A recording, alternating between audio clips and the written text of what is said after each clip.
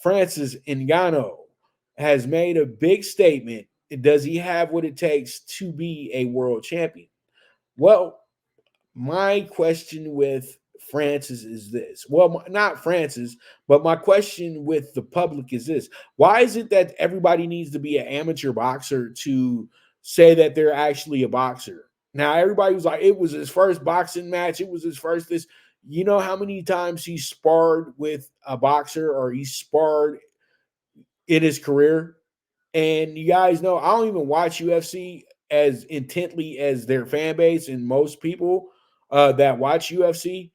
But in all seriousness, when do you see these heavyweights having these hugging competitions and grappling competitions? They're always standing up and trading shots and not kicks. They're trading punches.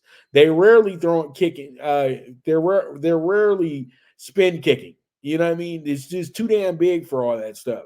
And pretty much what happens here is that the public has a perception that he's never ever tried to box anybody. And that's not true at all.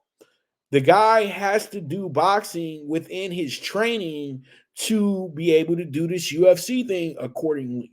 And what happened was is that Francis has a powerful right hand and a powerful left hand. And he has God-given power. So you can take that anywhere. Let me give you a great example. Lyle, great heavyweight. He fought Ali, he fought Foreman, all those guys. And this guy, they got him from federal prison in Colorado. Okay. And when he got to federal prison, he had no clue how to box, but he learned how to box in there and became the penitentiary champ. And then when he came out of jail, he started knocking guys out with these violent knockouts. And 10, 12 fights in, he was fighting some of the top guys. And then he was able to crush Ernie Shavers. And he was able to get himself some title shots because of that. And you know that in the heavyweight division, if you can put somebody on their butt, if you can park somebody, you can be a top heavyweight. So all this stuff about, oh, you know, this is a black eye on boxing and this and that. And there is no black eyes on boxing when you step into that squared circle and you can be successful. It doesn't matter what other sports you did. It doesn't matter that Tyson Fury was an Olympic boxer and he was the lineal. Well, that's in y'all book, but you know him being a undisputed champion, having every single belt in the heavyweight division, you know all that good stuff. But at the end of the day, though, matchups make fights, and he had an issue with the matchup because Francis is strong and he brings an element that he can end the fight with one punch, and this is absolutely incredible. This is something that you can sell in the boxing world. I think that Francis has always wanted to be a boxer, but the quicker money for him was with MMA. And then as he got good in that field, it became to where he wants to call out his own price. He realized that the boxers get to call out their own price. The UFC guys have to settle for what Dana wants to give you. And he saw the writing on the wall, and he went ahead and he started training in boxing. He's been training in boxing for the last 2 to 3 years.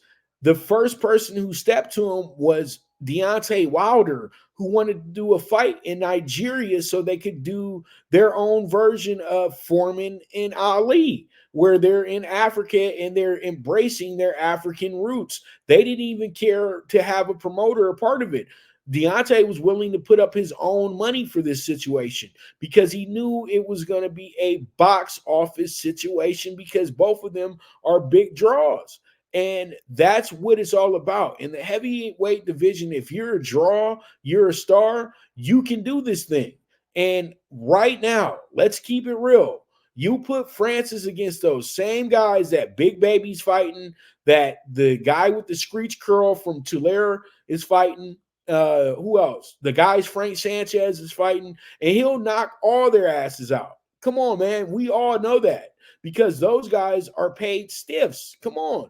And so, what would his opportunity be against those guys? Because in the heavyweight division, it takes one punch to end the fight. You don't need to be the most skillful guy. You don't need to look like Sugar Ray Robinson. You don't need to look like Muhammad Ali. You can go in there and look a little like George Foreman, who wasn't the most technical boxer, but he had some thunderous hands. You know what I mean? Or you can be like a guy like Ken Norton, who just was absolutely just a brick house. Look, the same type of body structure that Francis has. So there's a lot of great things about being a special athlete, and I would say Francis Ngannou is a special athlete. And him knocking down Fury was never a shock, because if you guys look at the first tape I had on this, the first segment I had on this, I said that it just takes one right hand to end this fight, and Francis is capable of doing that.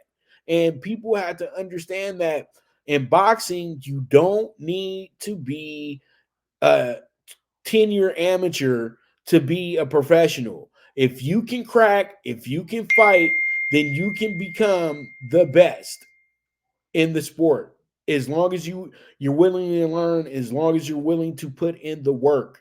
It's that simple. And it's these stories have been told before. It just was a shocker because they put so much stock into Tyson Fury that it was a big win for the UFC community, and they tried to say it was a big loss for the boxing community, but in reality it was a big loss for Tyson Fury, and it was a big win for Francis Ngannou, even though he didn't win the fight, because he showed that he could hang, and he showed that he could put guys on their butts and possibly knock them out. And Fury, what he did was he showed that he's a con man, and he tried to con us all, and he got conned. It's that simple.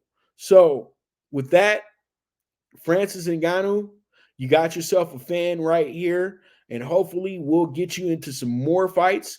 And you know what? This guy is pay-per-view. He's not a, warm up, tune up type of fight.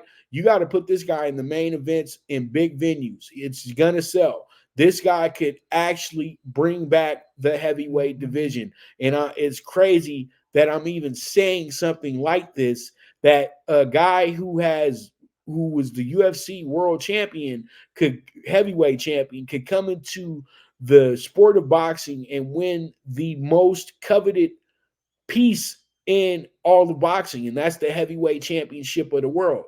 And I think that with some more good training, with some more fights, and some more just focus on boxing, he can do it.